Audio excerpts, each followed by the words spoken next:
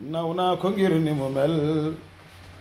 baax daal bu doon weesu mbaax maam Abdou jàll na fa fulal nga lislaam bi yaa neex yàlla saf nga rasuulillaahi sab jaaja bi hikmati yaa war dib xalifa da baax a baax te ma sëriñ laa biire nit ñi tey jëriñ dafa nooy lool ba mel ni fariñ ku baax te xul nga mel ni moom baayu soxna umu xayri si da baax aalim la abid la bi faris mel ni moom jafe na ab tabu la yaa aramu la wa xayartu bi xalifa alxaaj abdul aziz si maalik si gàcce nga alaama daagul doomu yaay sa feetoo tuubaak si waawan booloo dan la ngay xalifa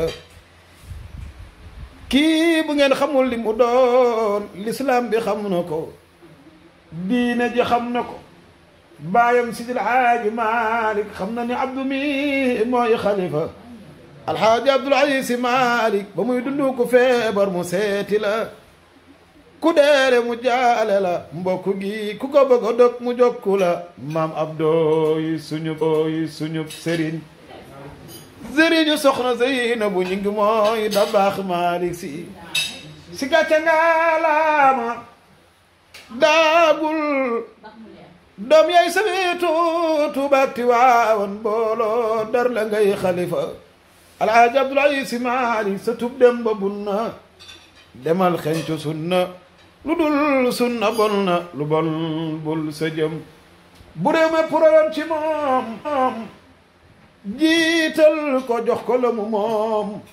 ngeen xam ni bëggul lu dul juróom kon mu yóbbu leen fa seen boroom maam Abdou bu lii amoon jàmm ji taw bu lii amoon nit ñi ni nalaw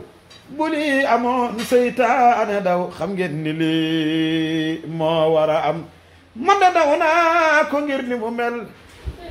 baax daal bu doon weesu mbaax aja Zeynabu samam ji jàll na fa alxaaji Abdul Aziz Si Maalik acareel ñu dem ba nu teew ca kanamu yàlla ñu xam ni kii mooy xalifa